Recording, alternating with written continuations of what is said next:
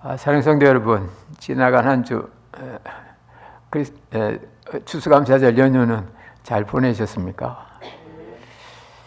추수감사절 연휴가 끝나면 바로 이어서 이제 대강절이 시작이 됩니다. 올해는 추수감사 한 주가 늦어서 보통 대강절이 4주인데 오늘 금년은 3주 이렇게 되는 것 같습니다. 어쨌든 대강절은 예수님께서 이 땅에 강림하심을 기다리는 절기입니다. 왜 예수 그리스도의 탄생을 기다릴까요? 이 대강절, 어드벤트란 그 말은 고대 시대 황제가 어떤 지방에 출장 가게 되면 그 지방에 대한 모든 이제 보고를 다 하고 사람들의 그 평상시 소원, 세금이 높다, 땅이 없다, 도로가 좁다 하면 그 좋은 일들을 황제가 가면서 세금은 면제해주고 도로는 넓혀주고 땅은 국가 땅을 이렇게 무상으로 지휘하는 그런 일들을 이렇게 하게 됩니다. 그래서 황제가 오게 되면은 그 지역이 번영이 되니까 어드벤트라는 그 메시지가 뜨면 그 지역에 있는 사람이 다 황제를 기다립니다. 마찬가지로 예수 그리스도의 오심은 이 땅에 뭔가 큰 기쁨의 소식이 되기에 사람들은 오기 시기 전 4주부터 예수님의 탄생을 기다리는 겁니다. 그야말로 대강절은 우리 이 교회 생활 가운데 가장 기다려지고 힘이 나고 어떤 기대감이 있는 그런 때입니다. 여러분 그렇지 않나요? 12월 하면 여러분 생각나는 거 없습니까? 여러분 이때쯤 되면 여러분 어떤 생각이 드십니까? 저는 개인적으로 12월 하면 엘리멘터리 스쿨 때는 겨울방학이 생각났어요. 겨울방학 때문에 학교 안 가니까 너무 좋고 추운데 또 방학책 보면은 숙제도 얼마 안 되니까 일주일 만에 방학책 다 하고 그 시골에 가서 외갓집에 가서 그 논이 얼면 거기서 썰매 타고 또 외삼촌들이 토끼 이렇게 잡아주고 그러면 그게 참 재밌었습니다. 그래서 초등학교 때는 12월 하면 겨울방이 생각났어요.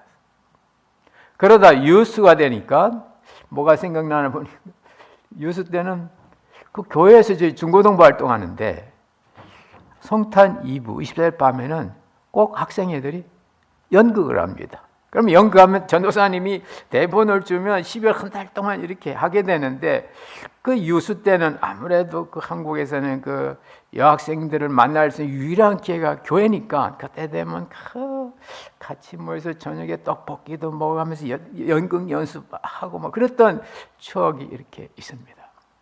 그러다가 영 어덜트가 되니까 청년이가 되니까 뭐가 생각나니까 교회 형제자매와 같이 한국에는 제과점이라는 데가 있어요. 제과점, 카스테라 파는 제과점.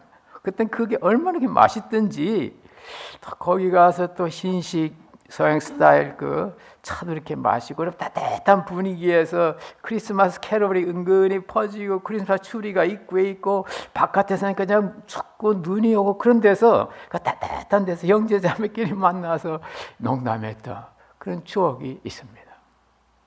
그러다 이제 성인이 되고 목회하다 보니까 지금은 12월 되면 내년도 교회를 어떻게 조직하지? 금년 어떻게 마무리하고 내년도 예산을 어떻게 짜지? 성탄 예배, 송구영신 예배 이거 어떻게 해야 되지? 이런 것들이 있어서 40년 넘게는 12월이 그렇게 지내왔습니다. 여러분 이때가 되면 여러분 뭐가 생각납니까? 예수님이 성탄절이 생각납니까? 예수님께서 이 땅에 출생하신 것은 인류 역사의 대전환입니다. 지금은 BC에서 다르지만은 어렸을 때 예수님이 오심으로 말미암아 주전과 주후가 갈렸습니다. BCM, Before Christ, ADM, Anno Domini, 도미니는 주님의 통치 해가지고 BCAD 물론 지금은 이제 콩모네로로 바뀌었는데 어쨌든 인류 역사의 큰 어떤 대전환이 예수님이 오심으로 말미암아 이루어진 건 사실입니다. 바로 이 예수님의 이 엄청난 인류 변화의 그 힘을 오늘 성경은 한마디로 표현합니다. 예수 그리스도의 탄생. The birth of Jesus Christ. 예수 그리스도의 탄생. 예수 그리스도의 탄생은 이러하니라 하면서 오늘 성경 보면은 예수님의 탄생이 어떻게 이루어졌나 이렇게 기록하고 있습니다. 예수님의 탄생이 많은 사람이 희망과 소망의 소식이었지만 정작 그것을 받아들이는 마리아나 요셉이나 마리아의 집안, 요셉의 집안에는 너무너무 엄청난 일입니다. 여러분, 예비 신랑과 예비 수녀가 신부가 있는데 갑자기 예비 신부가 임신을 했다 그 말입니다. 또 임신하니까 그게 동네 소문이 나가지고 예비 신랑의 도덕성에 대해서 또 사람들이 수군거리는 겁니다. 고대 사회 속에서 특히 이 오늘 성경 보면 정혼이라는 정혼. 결혼과 정혼은 다릅니다. 우리 한국 사회나 혹은 이 미국 사회는 결혼이 부부가 된 그 법적인 효과가 약혼 때 정해지지 않습니다. 결혼식 때에 my husband, my wife 라고 사랑의 고백을 하고 이제 let me introduce husband, wife 하면서 이렇게 주례하는 목사님이 이들은 이제 신랑 신부가 되고 남편과 아내로 가정이 이루어집니다 라고 선포할 그때 신랑 신부가 인정합니다, 법적으로. 그래 그때 그 날짜로 매직 라이센스에 이렇게 사인하고 합니다. 그래서 그때 이제 그걸 기념하기 위해서 서로 입도 맞추고 그럽니다. 근데 이스라엘에서는 결혼식 때 한 게 결혼식은 잔치고 그 앞에 정혼이라는 게 있습니다. 정혼은 우리로 말하면 약혼이요. 베트로드라 해가지고 약혼인데 이 약혼은 법적으로 결혼과 동일합니다.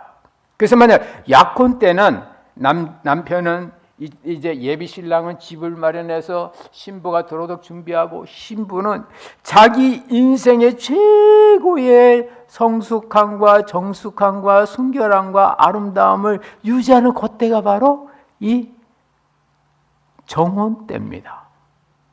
그런데 가장 순결하고 가장 아름답고 가장 정숙해야 될 그 타임에 임신이 됐다 그 말입니다. 선택은 예비 신랑에게 넘어갑니다.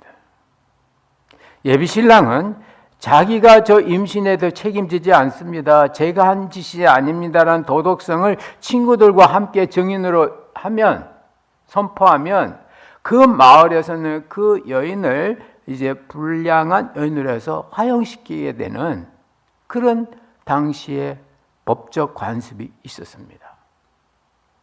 여러분, 나의 도덕성을 증명하기 위해서 다른 사람이 죽어야 돼요. 여러분, 그때 여러분 어떤 선택을 하시겠습니까? 오늘 본문에 보면 이 요셉의 그 고민과 갈등이 그대로 표현되어 있습니다. 마을 사람들은 날 보고 나의 도덕성, 윤리성을 손가락질하는데 나는 그런 적이 없는데, 나는 그렇게 한 적이 없는데 왜 이 나의 사랑하는 이 예비 신부가 임신이 됐냐 그 말입니다. 그렇다고 해서 오늘 성경 보면 요셉이 착한 사람이에요. 자기의 도덕성을 증명하기 위해서 사랑하는 여인을 죽게 할 수는 없습니다. 고민하다가 한 가지 대안이 끝났어요. 그래, 관계를 끊는 거다. 목숨을 끊는 것보다는 관계를 끊는 게 더 저인에 유익하구나. 그래서 고민하면서 오늘 생각하면 요셉이 생각하고 더 생각할 때 그때 하늘의 계시가 왔다 그 되어 있습니다. 천사가 찾아왔다 그 말입니다. 여러분, 최근에 여러분 머리 아프게 하는 일 없습니까? 전혀 예상 밖의 일을 여러분 당하지 않습니까? 이거 뜻밖의 뭐야, 나의 신부 될 사람이 임신을 해? 결혼 전에? 뜻밖의 소식이잖아요. 혹시 그거 없습니까? 그때가 바로 하늘을 바라보고 하늘의 계시, 하나님의 뜻을 찾을 때입니다. 요셉은 이와 같은 어떤 그 대위기의 순간에 하늘의 계시를 천사를 통해서 듣습니다. 첫 번째, 다윗의 자손 요셉아, 그렇게 나옵니다. 다윗의 자손 요셉. 우리들에게는 다윗의 자손이 아무것도 아니지만은 신약 시대에 다윗의 자손이 오셔야만 그들을 로마 통치에서 해방시킬 수 있는 해방주로 그들은 다윗의 자손을 기다렸습니다. 오늘 본문이 있는 마태복음 1장 1절에 보면 아브라함과 다윗의 자손 예수 그리스도의 세계라, 이렇게 다윗의 자손. 너 요셉아, 너는 다윗의 자손이 아니냐? 내가 세상생활 전에 뜻밖의 사건이 일어났을 때 너무너무 머리 아팠을 때 그때 내가 누구인가? Who I am, 내가 누구인가를 보라는 겁니다. 하나님 그걸 가르쳐 주시는 거예요. 너 다윗의 자손이다. 다윗의 자손은 왕손입니다. 다윗의 자손은 다윗과 같은 역사를 이루는 거예요. 내가 이세 아들 다윗을 만나니 내 마음에 합한 사람이라. 내 뜻을 다 이루게 하리라. 다윗의 자손은 자기의 뜻을 이루는 것이 아니라 하늘의 뜻, 하나님의 뜻을 이루는 겁니다. 아하, 사랑하는 저 예비 신부 마리아가 임신한 건 나의 뜻이 아니고 하나님의 뜻이구나. 하나님의 뜻이구나. 그러니까 마음에 하나님의 뜻이구나. 내 뜻과는 무관하구나. 그럼 거기에 하나님의 무엇이 있겠구나 하는데 이어서 천사가 계속 하늘의 계시를 줍니다. 마리아에게 잉태된 건 성령으로 된 것이다. 할렐루야. 성령으로 된 것이라는 순간에 요셉은 신이 나고 너무너무 기쁘고 감사했을 거예요. 왜 그럴까요? 하늘도 나의 도덕성을 아시는구나. 사람들은 나보고 윤리적으로 도덕에 문제가 있다고 뒤에서 수근수근하지만은 하나님만은 저 마리아의 잉태 원인이 내게 있지 않구나. 그렇지. 사람은 몰라줘도 하나님은 아셔. 하나님은 아셔. 저에게 잉태된 자는 성령으로 된 것이다. 너로 말미암아 잉태된 게 아니고. 그래서 성경에 보면 오늘 본문 말씀 앞에 보면요, 16절에 보면 재미있어요. 요셉의 아버지가 야곱인데 야곱은 그 아들 요셉을 낳고 그 다음에 요셉 다음에 예수님이거든요. 그럼 요셉은 예수를 낳고 이래야 되는데 그 중간이 확 바뀌어요.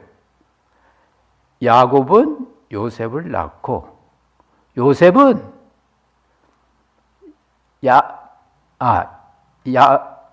요셉은 마리아의 아내 요셉의 아내 마리아에게서 예수를 낳으니라. 16절에 보면 이게 참 놀라운 말씀입니다. 이게 참 저는 이 말씀을 보면서 바로 이거구나. 16절 야곱은요 요셉의 아버지예요. 야곱은 마리아의 남편 요셉을 낳았으니 마리아에게서 요셉이 아니고 마리아에게서 그리스도라 칭하는 예수가 나시니라. 여러분, 아버님 날 낳으시고 어머님 날 기르신다 그런 말 아세요? 저는 처음에 그 얘기 들었을 때 이해가 안 됐어요.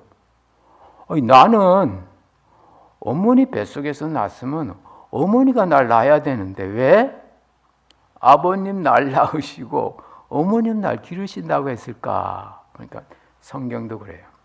아브라함은 이삭을 낳고 사라가 이삭을 낳은 건데 아브라함은 이삭을 낳고 이삭은 야곱을 낳고. 그러니까 이 고대 사회 속에서 낳는 그 씨는 아버지 씨로 가는 거예요. 그래서 여러분, 엄마가 낳아서도 그 씨는 아버지 씨를 받잖아요. 예. 오늘 오전 우리 유원석 성도님도 아버지가 유씨니까 유씨, 어머니는 유씨 아니죠. 예. 그 씨가 그렇다 그 말. 그런데 그게 예수님은 바뀌어요. 이 말씀을 보는 순간에 그 앞에 16절이 확 열리는 겁니다.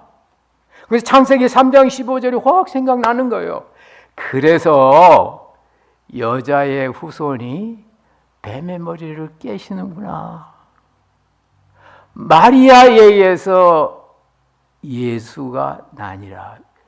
예수님 아버지 요셉에게서 야곱은 요셉을 낳고 요셉은 예수를 낳으니라. 이렇게 나오면 그게 정상인데, 야곱은 요셉을 낳고 요셉이 아니고 마리아에게서 예수가 나니라.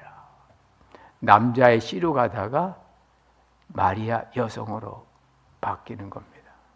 그렇다면 그 씨는 사람의 씨가 아닌 거죠. 사람의 씨가 아니기 때문에 사람 속에 있는 죄의 본성이 없으신 거죠. 죄의 본성이 없으셔서 죄 있는 인간의 죄를 구원할 자가 될 수 있는 겁니다.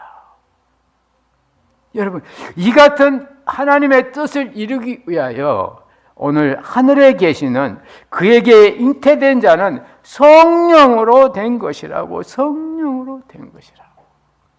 하나님의 은혜 역사가 거기 있었다는 겁니다. 성령이 계시다. 그러면서 마지막 계시가 옵니다. 근데 그 이름을 예수라 하라. 예수님 시대 당시의 사람의 이름은 아버지가 이름을 지어줄 때 그 아버지가 지은 이름이 진짜 이름이에요. 근데 오늘 예수님의 이름은 육신의 아버지 요셉이 짓지 않고 하늘에서 이름이 나와요. 그 이름을 예수라 하라. 왜 그러면 하나님께서 새로 오시는 이 마리아의 몸을 통해서 나올 이 새로운 인격을 예수라 했을까요? 설명이 납니다. 이는 저가 자기 백성을 저희 죄에서 구원할 자라고. 예수라는 뜻은 죄로부터 자기 백성을 구원하는 건데, 구원할 수 있는 그 일은 바로 죄 없는 하늘의 아들이어야만 그 일을 감당할 수 있다고. 그리고 그는 항상 임마누엘이 될 거라고. 임마누엘이란 바로 하나님께서 우리와 같이 계시다는 뜻입니다. 인류 역사는 수천 년의 역사 속에서 왜 이렇게 불안하고 걱정이 많고 노력해도 어려워, 왜 이렇게 힘든 인생을 살다 갈까요? 그것은 바로 하나님과 분리된 인간의 운명입니다. 하나님과 분리된 인간은 아무리 자신이 원하는 걸 다 이루어도 늘 부족한 게 있어요. 부족합니다. 뭔가 한 가지는 부족해요. 돈이 없는 사람은 돈이 있으면 될 것 같죠. 돈 문제 해결돼 보십시오. 인간관계 문제 해결돼, 인간관계 문제 해결해 보십시오. 그다음 또 걸리는 게 또 나오고 또 나오고. 인간은 결국에는 마지막 하나님을 만나고 하나님과 하나 됐을 때만 인간은 참 기쁨과 행복을 누릴 수가 있는데, 바로 하나님과 하나 되는 이 기쁨과 그 만족은 임마누엘 대신 예수 그리스도가 오심으로 이루어진다, 이 말씀입니다. 오늘 그래서 이 성탄의 이 초기의 이 역사가 바로 모든 사람들에게는 큰 기쁨의 좋은 소식이지만은 막상 그것을 받아들이는 마리아와 요셉에게는 너무너무 뜻밖의 사건이에요. 어떻게 예비 신부인 내게 임신이 되는가? 복음서에 보면 마리아가 너무 놀라가지고 어떻게 나에게 이런 일이 일어납니까? 죽을 수도 없고 어떻게 어찌하여 내게, 내가 사내를 알지 못해 어찌하여 내게 이런 일이 일어납니까? 여러분 그런 거 없습니까? 최근에 어떻게 내게 이런 일이 생겨요? 어떻게 전혀 뜻밖의, 나의 의지와는 관계없이 갑자기 무슨 일이 터진다든지 갑자기 이상한 소식이 그런 거 없습니까? 바로 하늘의 계시가 필요할 때입니다. 하나님의 뜻을 알아야 될 때입니다. 오늘 요셉이 자기가 인간적으로 할 수 있는 의를 최고를 다했지만은 그 의는 하나님의 의에 이르지 못합니다. 하나님의 의는 마리아 데리고 사는 거예요. 근데 성경에 보면 요셉은 의로운 사람이라 이를 가만히 끊고자 하여 깊이 생각할 때, 인간의 의는 결국에는 목숨 끊는 것보다는 관계 끊는 게 낫겠다 싶고, 그게 인간의 의입니다. 하나님의 의는 네 아내 마리아 데려오기를 두려워 말라. 그가 예수가 되어 많은 사람들을 죄에서부터 구원하고 그로 말미암아 그로 통하여 하나님과 인간이 온전히 합해지는 임마누엘이 성취된다. 따라서 임마누엘이 성취되는 그 사건, 하나님이 우리와 함께 계시다는 사건입니다.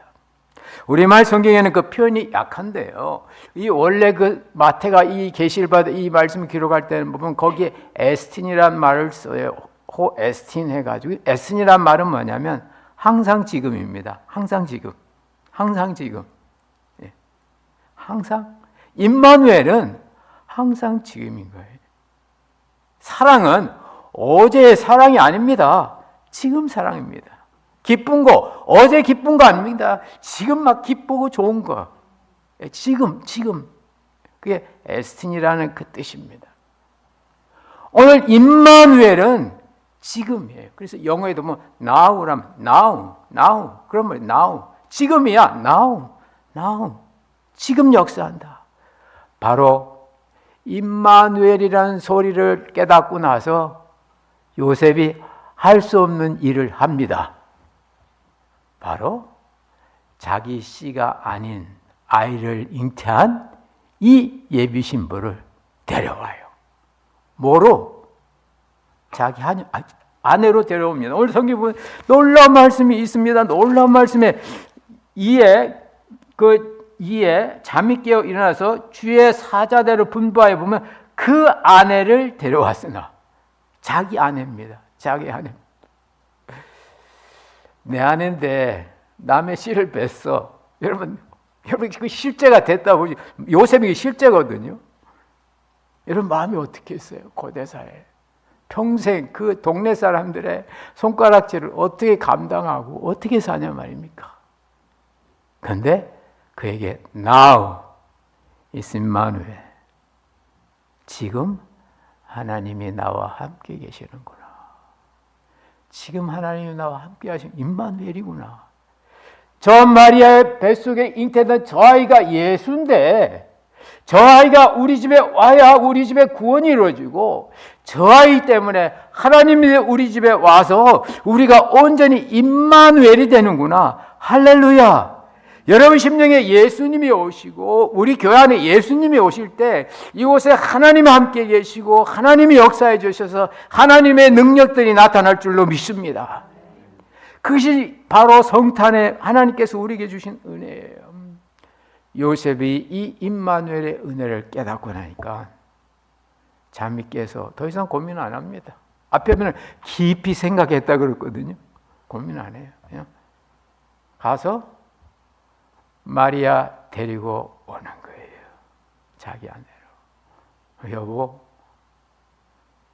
당신 속에 있는 아기 성령으로 잉태한 거예요. 그리고 나는 그 아이 낳으면 이름을 예수라 부를 거야.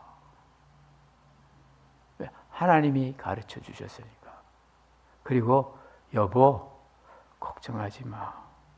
이 아이 출생해서 동네 사람한테 욕 안 먹어. 이 아이 때문에 우리 다 살아. 그래서 결국에는 그 아이를 데려오니까 하나님이 출산할 때 되니까 일부러 그 동네 빠져서 갈릴리는 북쪽이고 나사렛은 북쪽이고 남쪽 베들레헴 그리 가게 하시거든요. 그 가기 위해서 하나님은 황제를 움직여요. 천하에 호적하라. 그러니까 호적이라는 것은 자기의 본적지에 가서 신고하는 거거든요. 그러니까 이 요셉은 유다 지파니까 유다 지파는 저 밑에 남쪽이거든요. 할 수 없이 임신한 배부른 마리아 데리고 그 고속도로는 그때 당나귀에 태워서 그 나사렛에서 거기까지 가는. 아니, 그 어떻게 됐나요? 처음에는 방도 없어서 여간 호텔이 있는데, 나중에는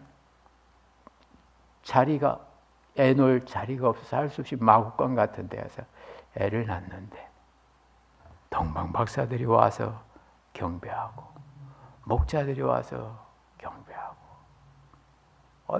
조금 있다가는 갑자기 또 애굽으로 가라는 계시가 와서 가니까 마리아 요셉이 예수님 모시고 애굽으로 가자마자 헤롯의 군사들이 와가지고 베들레헴에 있는 이세 미만의 유아를 다 이렇게 몰살하는 그런 사건이 있었던 걸 기억합니다.